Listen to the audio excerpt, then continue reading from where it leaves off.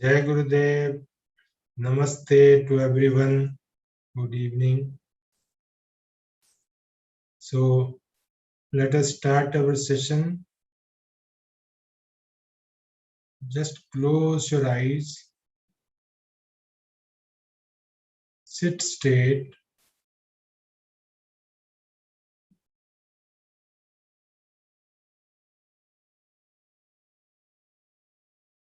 Focus on your incoming and outgoing breath.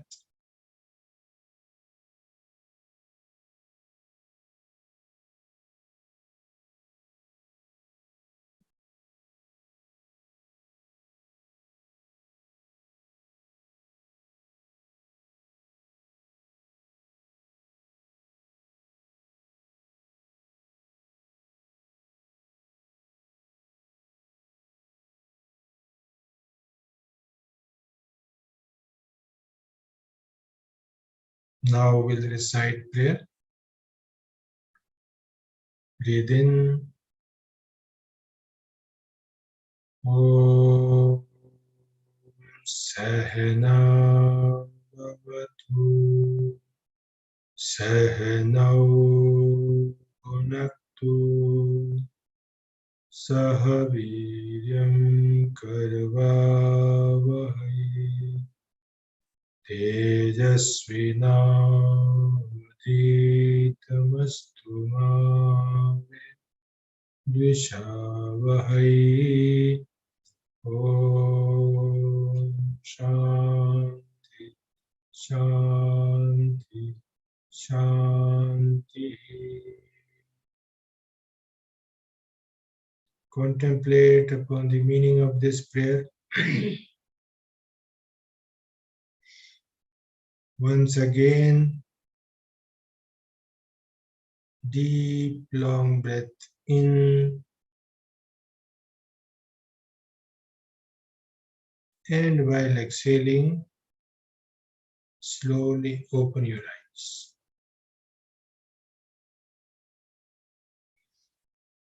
Namaste once again.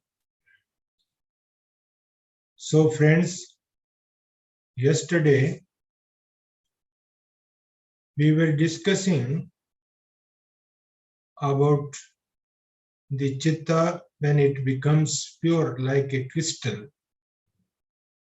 and how it focuses and passes from one stage to the other stage, wherein it lies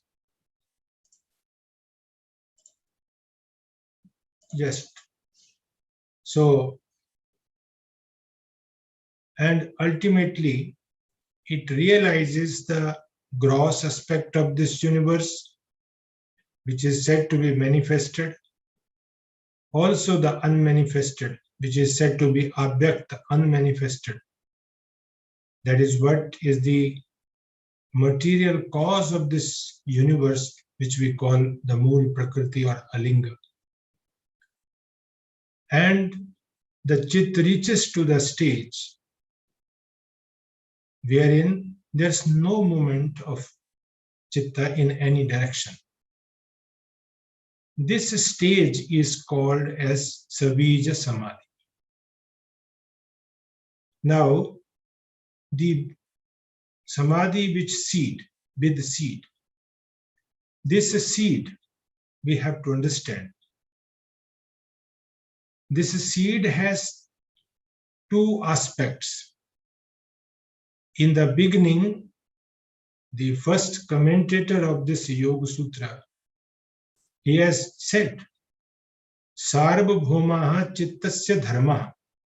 Sarvabhaum, it is a universal that if it takes first beej, what is that beej? The first beej is Vritti Sarupya. If it get carried away along with the thought, that is a one beej, that is a one seed. If it get carried away along with the thought, then it is a misidentification. It creates a misidentification. How this beej sprouts, develops, grows, it grows in the form of me and mine, then it will lead us towards the endless pain and misery. This is a one side. Other side is vritti nirod, that is steady state. That is what sthiti, Vyasa used to call it sthiti, state. Sthiti, tatra sthito. Sthiti means the steady state. That is the another bij. That bij is Kaivalya Pragbhar. Kaivalya Pragbhar. It takes us towards the other side, and wherein ultimately it travels from different, what you call these stages, and ultimately reach to the stages where there's no movement. The chit is devoid of any movement or any direction. There's no movement in the and that stage is called Sabija Samadhi. Now, when chit continues in this state where there's no movements in any direction. So when nirvichar vaisharade adhyatam prasada, all these sutras, they are now trying to show us the total transformation of the chitta. Means transformation from seed samadhi to seedless samadhi. That is what is all these sutras now, they are going to deal with this subject. So nirvichar, this nirvicharta, when there's no movement at all, and when one gets what you call the mastery over this stage, mastery comes automatic. It happens. Now it is a happening stage has started now. It happens, and naturally the chit develops that ability wherein the adhyatam prasad, pure and clear light of the Purusha. Adhyatam prasad is a clarity, purity of the light, adhyatma, atam. So light of the self. The chit gets totally the light of the self. This is what is the mastery. In this light, when this light brings along with what that the different kind of intelligence, and that intelligence which wears only the reality, truth. It is called rit. Rit means that reality. This intelligence wears only the reality which appears and disappears. Appears and disappears. So this pragya, this intelligence, tatra, ritambara tatra pragya. In this state, when this gets the light of the self, this light brings along with it that intelligence which wears only the truth. Ritambara, ritam bharti. Bharti means it wears only the truth, that intelligence.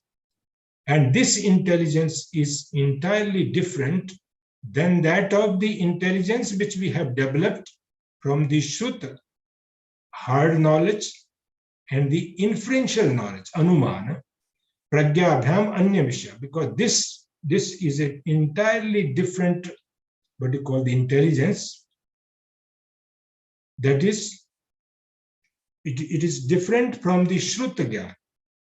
We develop a intelligence also by listening, as well as through the inferential knowledge. So this pragya is entirely different because it is special, because it comes along with that light of Purusha. Rit is in Vedic term here Patanjali has used, Rit is a law of this universe, this cosmos. Rit is a law. It is what you call, so at this stage, one develops that kind of alignment with the with the means, in other words, this develops the alignment of the universal truth. That is what. So it is entirely different than that of the intelligence which we have developed through the hard knowledge as well as the inferential knowledge. In the Vairagya, we have learnt this Shruta-anuman pragya, this Drishtanushrabik Vishay, Drishtish Vishay, seen Vishay, and unseen, Anushrabik, we have heard only. So that is called the Vairagya. When we develop that kind of Vairagya towards the seen object as well as the unseen object, whatever we have only heard about this object. So we have developed that intelligence, but at this stage, this whatever we have developed on the basis of this hard knowledge, this intelligence, the Ritambara intelligence, is entirely different because that bears the truth. Now, Tajja Sanskara, whatever the new impressions which are developed because of this Ritambara Pragya, Anya Sanskar Pratibandhi, the previous samskaras, the past samskaras, which are lingering from the time immemorial, they will be dropped. They cannot stay now. So everything will be dropped thereafter. Only the new sanskaras of this Ritambara Pragya, the universal law. So one align with so there's no difference thereafter. So one start understanding or living in tune with this cosmic law. And therefore, all other past sanskaras are dropped. It stops all others. So everything will be dropped thereafter. And therefore it is said, Tajja Sanskara, Tajja. When the sanskaras developed because of the Ritambara Pragya, the Anya Sanskar, which is on the basis of the Shrut knowledge as well as the inferential knowledge, it will be dropped. There will be no sanskaras. So sanskaras from the time immemorial, which are means lingering in our karmashe, all will be. So karmashe will be bashed out. That is what it says. Tasyapi nirode sarva nirodhan nirbija samadhi. And when that also means thereafter there's no differentiation. Tasyapi nirode sarva nirodhan. When everything is stopped, the steady state is achieved. That state is called in nirvijas. That is the total transformation of the what you call the chitta. So chit dissolves, as in the 4th chapter Purushartha Shunya. When the sadhaka passes through this last stage, when he subtlest, that is what the abhyakta alinga, when gunas, they are not disturbing each other, when they are in the balanced state, thereafter the dissolution of the chitta starts. How it is compared by Vyasa as the stone that falls from the peak of the mountains and its destruction starts. So that is what is compared. So chitta dissolves in its original cause. That is the ultimate, what you call the alinga state, that is the prakriti. And Purusha gets established in its true nature. So this is what is the whole, what you call the first. This can be said as a roadmap, as a broad vision described by Patanjali in the first chapter. Right from the beginning, he said that this yoga anushasan, what is that anushasan? There are two, as I said, this river of this chitta flows in two directions. First one is what you call the Vritti Sarupya. Vritti Sarupya, and that leads us towards the sansar pragbhar, towards the material side, and ultimately it will lead us towards the pain and misery. Other side, this is called vritti nirodha. It leads us towards this sabija samadhi or the surupavastha. So generally, this river, because of the previous sanskaras, it flows in that direction. The purpose is to rechannelize this flow towards the other side, that is called, you may call it aklishta. So many terminologies used by Patanjali, aklishta vyapar, or this towards the surupavastha. So for that, to divert this, it is mentioned by Patanjali that we have to take the support of two, that is abhyas and vairagya. Friends, the river is flowing. If we want to change the flow of that river, we have to build a what you call a bridge, you know. So bridge means here the vairagya, and this vairagya should be developed on the basis of the what you call the. We have to pay attention to the consequences, and this will help us to develop awareness, so that it will help us to divert the flow of that water towards the other side. So this is what the abhyas vairagya, we have discussed about the vairagya. It is the upper vairagya, par vairagya. Upper vairagya is of four kinds: yatman sangya. Yatman, when we start in the initial stage, oh, this should be stopped, this is not good, something like that. So we give thought to it, because vairagya can be developed only on the basis of the viveka. Unless there is a viveka, vairagya cannot be. Viveka and vairagya, ultimately, they are the what's called the two sides of the one coin, you know, two sides of the coin. So then ekendriya, then what you call the bashikar sangya. So this is upper vairagya. Par vairagya is tat param pur khyate gun vaitrishnam. When we develop the what you call the disinterestedness, dispassion towards the cause of this universe, as here we have seen in this map, you know, road map, which is shown by Patanjali here. Thereafter, he has talked about the sampragyat state and also the asampragyat state. This is just a broad outlines where we have to go. This is the broad outlines given by Patanjali in the first chapter. Thereafter, he has discussed about the concept of Ishvara that we have discussed.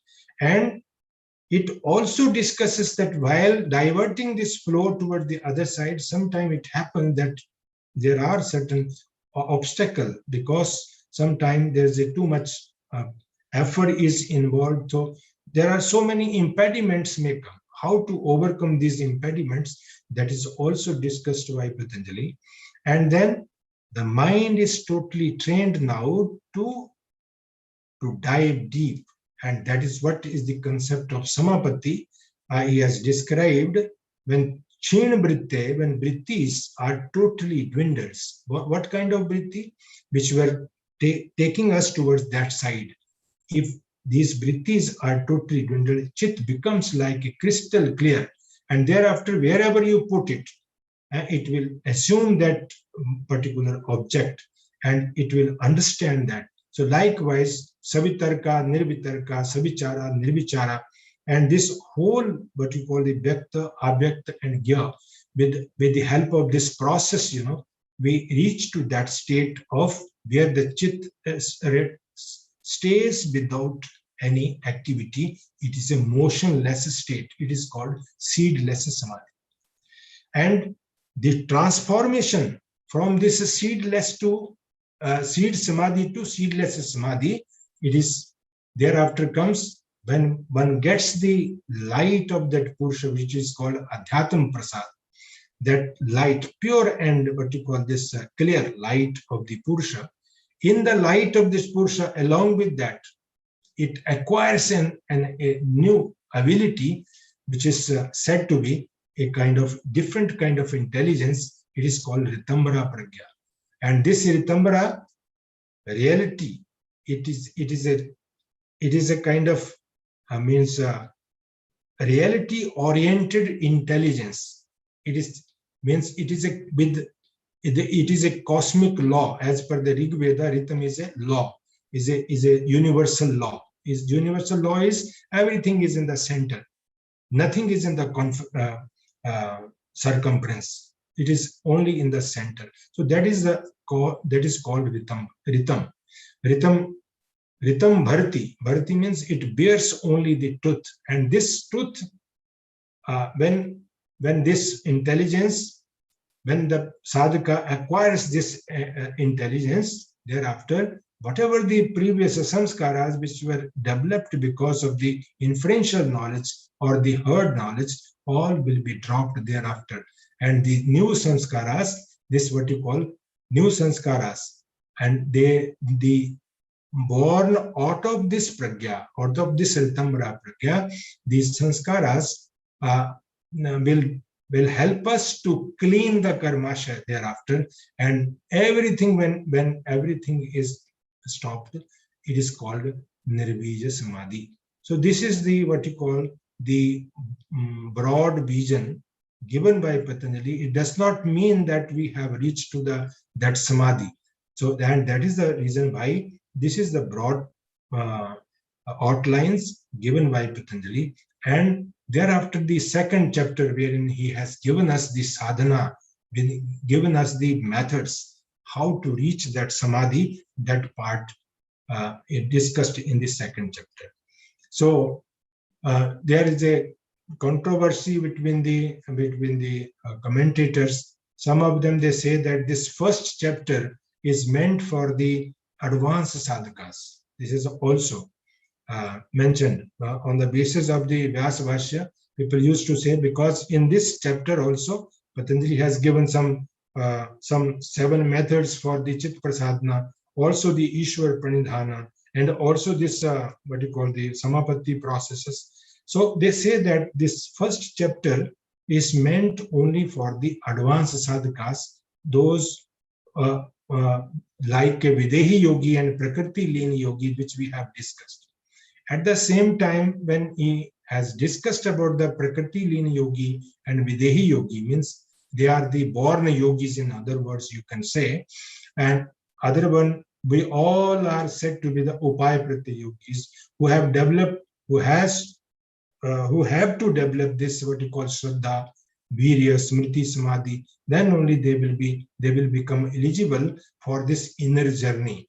Otherwise, it is difficult. So we all are in that stage where we are developing our Shraddha, our enthusiasm towards that side. So the commentators, they used to say that the first chapter is meant for the advanced sadhakas, and the rest, other chapter is the sadhana path is meant for the mediocre sadhakas. But I don't agree with this statement, because we are going to develop a different kind of understanding, although it is mentioned by the commentator, but it does not mean, because if you go through all the commentators, it is established by even in the article, I have written 2-3 articles on this, that these commentators, they do not have the consistency in their interpretation. Sometimes they interpret something different, sometimes they interpret something different on the same thing. So therefore, we have to think, because we are going to discuss and we are going to establish that this first chapter, when the introduction was given to you all, during that time also it was said, why Patanjali has put this Samadhi path? It is a map, kind of. It is a road map given where we have to go. So this is a road map. Even this process which is mentioned by Patanjali in the form of Samapattis, this process is also a road map. But how to actualize this ultimately, that will be learned from the second chapter. So I think that today we'll stop here, and tomorrow we'll start the second chapter. It is called Sadhana Path. Sadhana Path, it starts with the Kriya Yoga. So tomorrow we are going to discuss this Kriya Yoga, just giving you the idea. Kriya is also a Abhyas Yoga. Kriya means action. So it is a action yoga. We have to do something now. Kriya. Here I would like to just giving you the idea. Kriya. Yajnavalkya has beautifully said, Jnana Janyam Bhaved Ichha. If you have a knowledge, then only there will be desire. And when there is a desire, then only you indulge in the action. Now, this also proves that whatever the map or this knowledge given by Patanjali, now it has created that kind of thought, that how to reach to that state of Sabija Samadhi and Nirbija Samadhi, or how to divert this flow towards the other side, towards the seed Samadhi or the seedless Samadhi. So how to go this? And for that, it is called action yoga. And therefore, the action oriented this aspect. So we have to now follow this action, what to do now. It is a doing aspect. So Kriya is also doing. Here, big to become. We do something to become something. So therefore, it is also clear on the basis of this sutra that this Samadhi path is a roadmap, is a broad outlines given by Patanjali, that this is to be achieved. This is the ultimate goal where we have to reach. And this is the destiny. And how to actualize this now? Kriya Yoga. Now we have to do something with a view to reach to that state. It's also signifying that. What is this Kriya Yoga? How it is related to this? Three things are related to our, what you call, the three faculties. So that we are going to discuss tomorrow. With these words, thank you very much. Today I am stopping here. Thank you.